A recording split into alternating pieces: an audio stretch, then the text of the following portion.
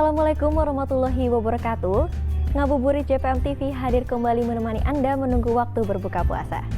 Berbagai kisah Islami dan tausiah Ramadan akan kami hadirkan untuk Anda bersama saya, Farah Adelim.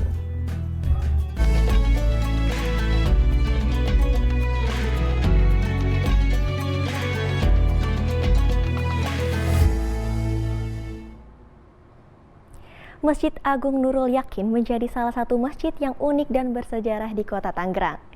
Masjid ini juga dikenal dengan Masjid Seribu Pintu, dan ada keistimewaan yang dimiliki masjid ini, yakni terdapat ruang khusus mirip dengan gua yang di dalamnya terdapat tasbih berukuran raksasa. Kami akan ajak Anda melihat keunikan dari Masjid Seribu Pintu.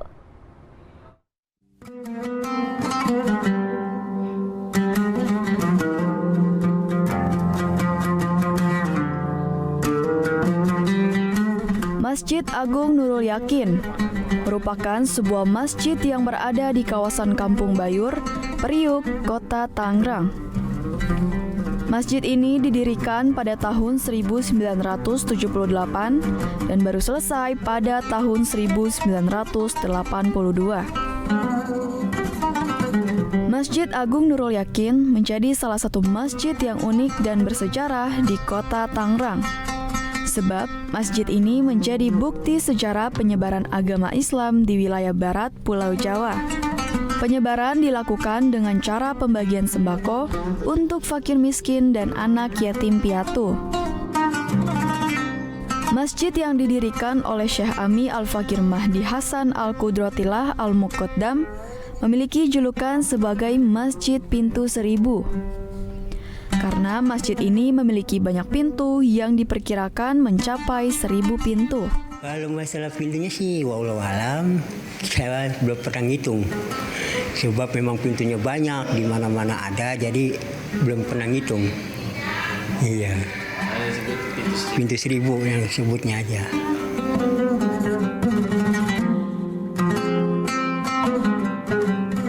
Berdiri di tanah wakaf, masjid ini terinspirasi dengan Masjid Nabawi di Madinah yang memiliki banyak pintu masuk. Di beberapa pintu masjid juga terdapat angka 999. Angka ini merupakan penggabungan jumlah Asmaul Husna dan nama 9 Wali Songo.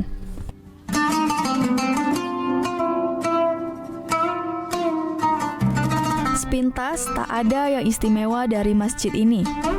Bahkan kondisi masjid tampak tidak terawat. Beberapa bagian bangunan masjid yang dihiasi cat sudah mulai hilang dan terlihat seperti belum selesai. Namun beberapa dinding di masjid dipenuhi kaligrafi dan beberapa lukisan para wali, seperti Sunan Kudus. Di dekat ruang utama sholat terdapat makam pendiri masjid, yakni Syekh Ami Al-Fakir beserta keluarganya. Makam ini banyak dikunjungi oleh para peziarah dari berbagai daerah di Indonesia.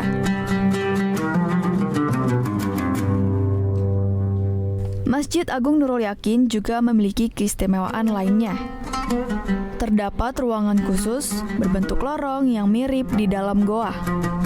Di dalam ruang gelap ini terdapat sebuah tasbih yang memiliki 99 butir, yang setiap butirnya bertuliskan Asmaul Husna. Dan ukuran biji tasbih ini diperkirakan serupa dengan ukuran kepala bayi. Konon, tasbih itu merupakan terbesar di Indonesia. Biasanya para pengunjung yang datang ingin merasakan rasanya bermuhasabah di ruangan tasbih. Ruangan ini sangat gelap dan sempit, dan tak ada cahaya yang menerangi lorong ini. Pengunjung yang masuk harus menundukkan kepala. Suasana ini sebagai bentuk itikaf untuk mengingatkan tentang kematian kepada para pengunjung yang datang. Selain dari itu pintunya 1000, ya paling keunikannya di ruangan gelap itu. Ruangan gelap itu seperti tasbih juga, ya tempat-tempat mengingatkan kita doang. Yaitu tentang kematian. Di ruangan gelap itu, Pak? Iya. Tapi itu siapapun boleh masuk ya? Siapapun boleh masuk, itu nggak ada untuk umum. Mau dia agama apa, mau apa, itu untuk umum. Karena beliau mengajarkan itu.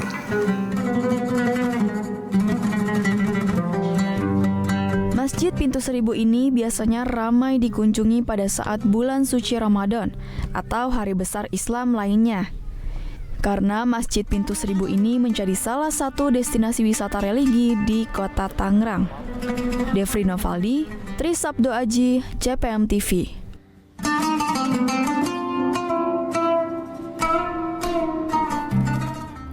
Tradisi malam ke-23 Ramadan dengan kolak ayam Gumeno akan kami hadirkan sesaat lagi.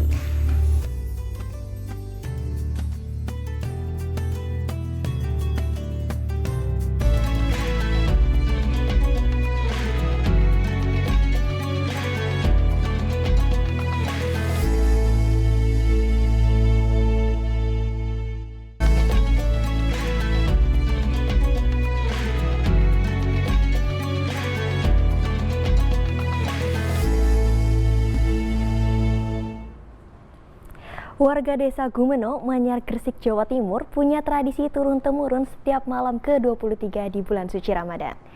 Tradisinya dengan selalu membuat kolak ayam, kuliner peninggalan Sunan Dalem, putra kedua Sunan Giri pada 4 abad yang lalu.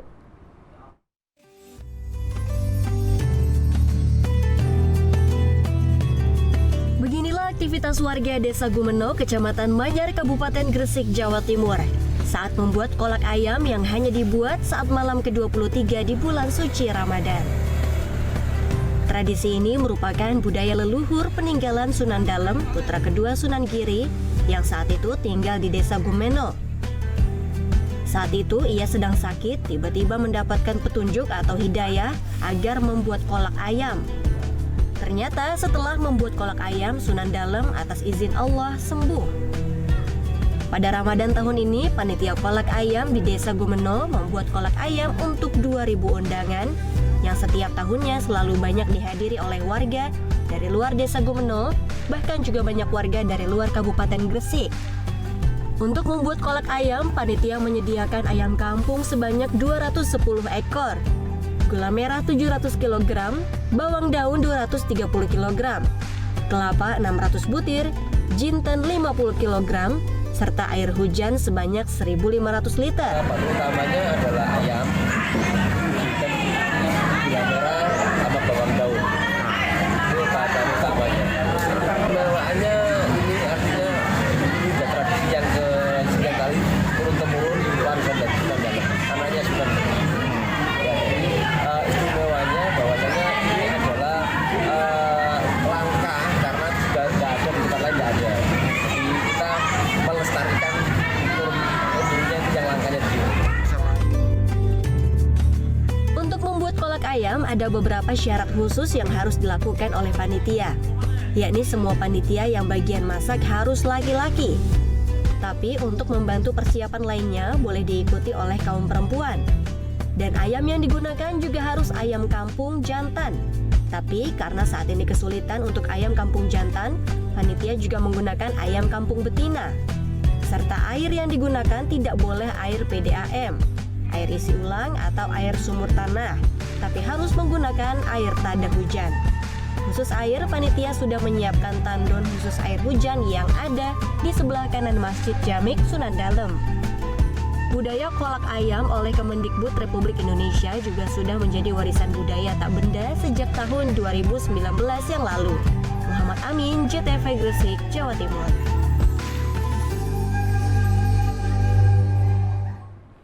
Wujud toleransi antar umat beragama dihadirkan Jemaah Gereja Bethel Indonesia Tulung Agung dengan membagikan paket lebaran untuk masyarakat. Bingkisan Idul Fitri yang berisi jajanan dan kebutuhan lebaran ini dibagikan pada warga prasejahtera yang berasal dari 9 kelurahan. Sejak pagi, ratusan warga dari 9 kelurahan di Kecamatan Tulung Agung mendatangi lokasi pembagian bingkisan lebaran di halaman Gereja Bethel Indonesia atau GBI Rok Tulung Agung di Jalan Kapten Kasihin, Kelurahan Kenayan, Kabupaten Tulung Agung.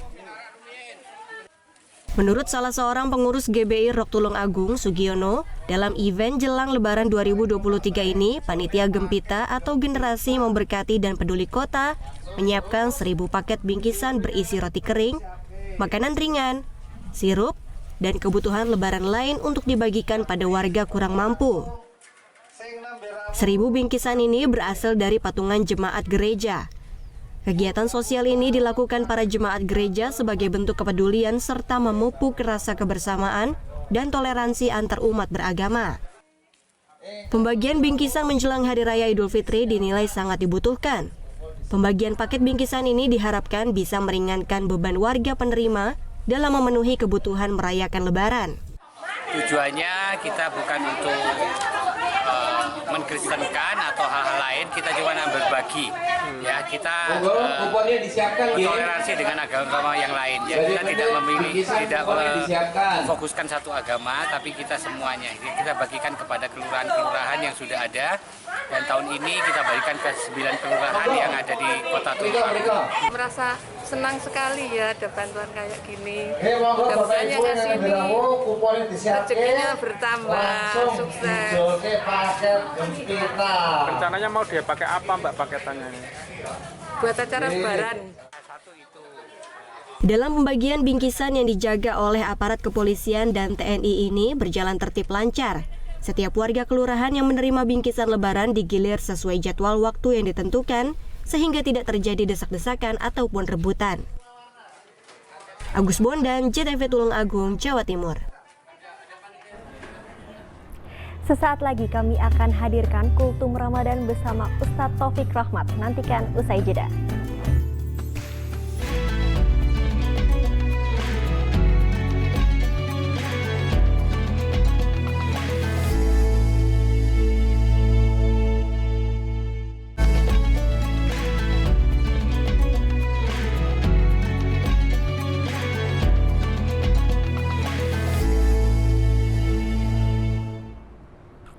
Kultum Ramadan kali ini kami akan hadirkan dengan tema Taubat di akhir Ramadan yang akan disampaikan oleh Ustadz Taufik Rahmat Aleh.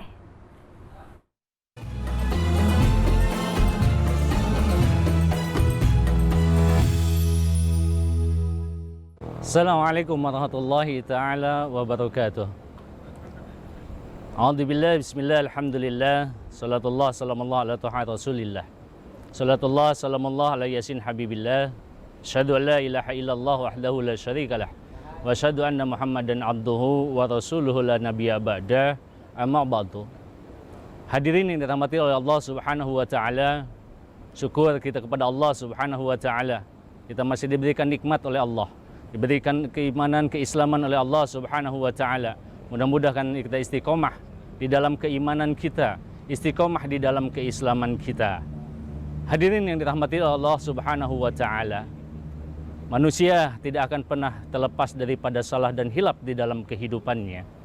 Tetapi bukan menjadikan suatu kemakluman ketika manusia berbuat salah, berbuat hilap dan berbuat dosa. Tetapi juga bukan suatu hal yang menjadikan nista, bukan menjadikan suatu hal yang sangat nestapa ketika manusia berbuat salah dan dosa. Karena mulianya manusia bukan karena dia terlepas daripada salah, hilap dan dosa, tetapi kemuliaannya manusia ketika dia berbuat dosa, kemudian dia meyakini dengan dosanya itu, dia menyadari dengan kedosaannya itu, kemudian dia merenungkan dengan dosanya itu, dia bersegera meminta taubat kepada Allah Subhanahu wa taala, bersegera meminta ampunan kepada Allah Subhanahu wa taala atas segala hilap, salah dan dosa yang dia perbuat. Hadirin yang dirahmati oleh Allah Subhanahu wa taala, berapa banyak perbuatan dosa yang kita perbuat, dari mulai kita bangun dari tidur kita sampai dengan kita terlelap tidur kembali. Berapa banyak dosa mata yang kita lakukan di dalam kehidupan kita. Berapa banyak pendengaran yang kita melakukan perbuatan dosa di dalam kehidupan kita. Berapa kata yang keluar dari lisan kita yang menjadikan perbuatan dosa di dalam kehidupan kita. Berapa banyak penglihatan yang kita gunakan dari mata yang Allah berikan kepada kita untuk kita melakukan perbuatan dosa kepada Allah Subhanahu wa taala. Maka kata Allah di dalam surat Al-Imran ayat 133, Allah mengatakan, A'udzubillahi minasyaitonirrajim, wasari'u ila maghfiratin min rabbikum wa jannatin 'arduhas samawati wal ardu uiddat lil muttaqin. Kata Allah, bersegeralah kalian kepada ampunan Allah Subhanahu wa taala dan bersegeralah kepada surganya Allah yang di mana luasnya surga Allah seluas langit dan bumi. Dosa yang kita perbuat, hilap yang kita perbuat, kita kemudian meminta ampunan kepada Allah Subhanahu wa taala. Bersegera dengan kita meminta ampunan kepada Allah Subhanahu wa taala, menyesali atas dosa-dosa yang kita perbuat kepada Allah Subhanahu wa taala. Kata Allah, al-jannatu uiddat lil muttaqin. Allah ciptakan jannah, Allah ciptakan surga seluas langit dan bumi, kata Allah Subhanahu wa taala, bagi yang mereka bersegera kepada ampunan Allah Subhanahu wa taala. Hadirin pemirsa yang dirahmati oleh Allah Subhanahu wa taala. Bahkan para salafus soleh pernah mengatakan, orang yang karena dosanya dia bisa masuk ke dalam surganya Allah Subhanahu wa taala. Karena perbuatan dosa, orang bisa masuk ke dalam surganya Allah Subhanahu wa taala. Lalu orang bertanya, ya salafus soleh, dosa apa yang dia perbuat? Bukan karena dosanya yang dia lakukan sehingga dia bisa masuk dalam surganya Allah, tetapi karena dosa yang dia lakukan, kemudian dia menyesali dengan dosa yang dia lakukan. Seakan-akan dosa terbayang di hadapan matanya, bagaikan dia ketika dia bercermin. Dosa itu terbayang-bayang, dosa itu terpikirkan, dia khawatir dengan dosanya, dia takut dengan perbuatan dosanya, kemudian dia datang kepada Allah dengan penuh penyesalan, dengan penuh kesedihan, meminta ampunan kepada Allah Subhanahu wa taala. Orang yang berbuat dosa dan kemudian meminta taubat kepada Allah Subhanahu wa taala, inilah yang akan mendapatkan masuk surganya Allah. Kenapa? Karena kemuliaan orang yang berbuat dosa kemudian dia melakukan taubat itu lebih Allah cintai ketimbang orang yang berbuat ibadah tetapi dia sombong dengan ibadahnya. Orang berbuat amal baik tetapi dia riya di dalam amal baiknya. Orang berbuat maslahat tetapi dia tidak ikhlas, bukan hanya menghadapkan ridha Allah Subhanahu wa taala, tapi ingin menghadapkan pujian daripada manusia. Ibadah yang seperti ini lebih baik daripada orang yang berbuat dosa dan meminta taubat kepada Allah Subhanahu wa taala. Apa kata Allah? Innallaha yuhibbut tawabina wa yuhibbul mutatahhirin. Allah mencintai orang-orang yang berbuat taubat. Allah mencintai orang-orang yang mensucikan dirinya. Ketika kita sebagai makhluk Allah, kita sudah dapat cintanya Allah, kita sudah dapat kasih sayangnya Allah, kita sudah dapat rahmatnya Allah. Laisal jaja ila dakhalil jannah. Orang yang sudah mendapat cintanya Allah, orang yang sudah mendapat kasih sayangnya Allah, orang yang sudah mendapatkan rahmatnya Allah, tidak ada lagi balasan selain kepadanya kecuali dakhalal jannah, masuk ke dalam surganya Allah Subhanahu wa taala. Hadirin yang dirahmati oleh Allah Subhanahu wa taala, mudah-mudahan kita semua dapat ridha Allah, mudah-mudahan kita semua dapat ampunan Allah, dan mudah-mudahan kita kembali kepada Allah Subhanahu wa taala dengan kesucian di dalam diri kita, sama seperti sucinya kita ketika lahir ke alam dunia. Mudah-mudahan apa yang menjadikan penyampaian ini berkah buat kita semua, dan mudah-mudahan kita menjadikan suatu maslahat dan manfaat untuk kita semua, khusus untuk saya secara pribadi yang berbicara dalam kesempatan ini, umumnya untuk hadirin semua pada kesempatan ini, sehingga kita sama-sama menjadi tawabin, orang-orang yang berbuat tobat kepada Allah Subhanahu wa taala. Senantiasa hari-hari kita meminta ampunan kepada Allah Subhanahu wa taala, karena hari-hari kita tidak pernah terlepas daripada hilap, salah dan dosa kepada Allah Subhanahu wa taala. Dan untuk mensucikan itu, tiada lain jalan keluar adalah kita meminta tobat dan ampunan kepada Allah Subhanahu wa taala.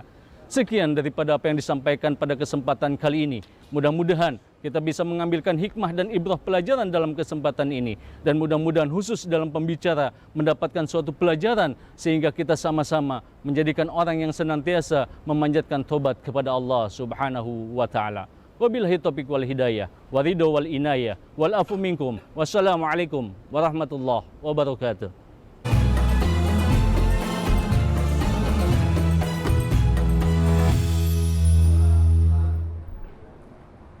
Informasi tadi menjadi penutup program Ngabuburit JPM TV hari ini.